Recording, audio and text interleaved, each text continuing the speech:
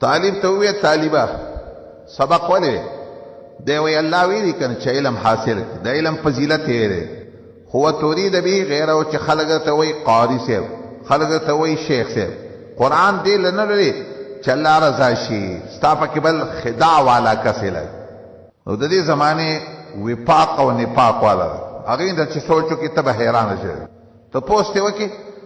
د نفاق اخیر پایده سره د وفاق لک څه پوښتنه وکړه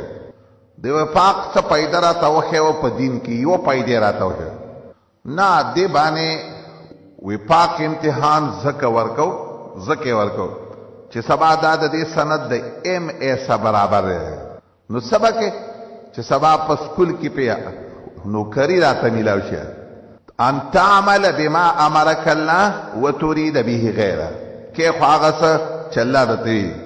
خو اراده دې بلدا تا دا اول نه د دې سوچ شروع کړه تا قرآن نه دی ویلي فدع الله مخلصین له الدين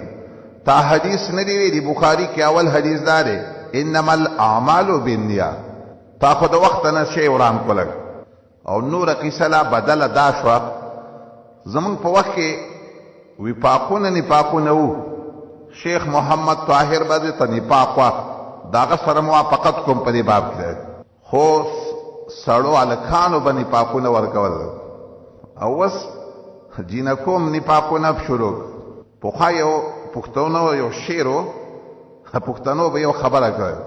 ول دا الکانو نو نشو او خوګه وطن جینکې به دي ګټینه اوس به قصه دې تراول لګره عجیب غونتی څه د پاره نفاق امتحان ورکړي که تاسو وایي چې ستا په اخر څه سبب به سکول کې استاذي ملاويږي په دې باندې نو ان تعمل بما امرك الله وتريد به غيره کې خو هغه څه چې الله درته وي خو ستا په نیت کې نور څه پراته دي د دین اول د سکول سبق وایا طالب العلم یک ک طالب العلم ای داول نه د سکول سبق وایا نو خداع نه خو به بچي کړ بس د سکول سبق دې د دې لپاره چې سکول کې په استادي ملاوي او دا د قران او حديث علم د دې لپاره نه دی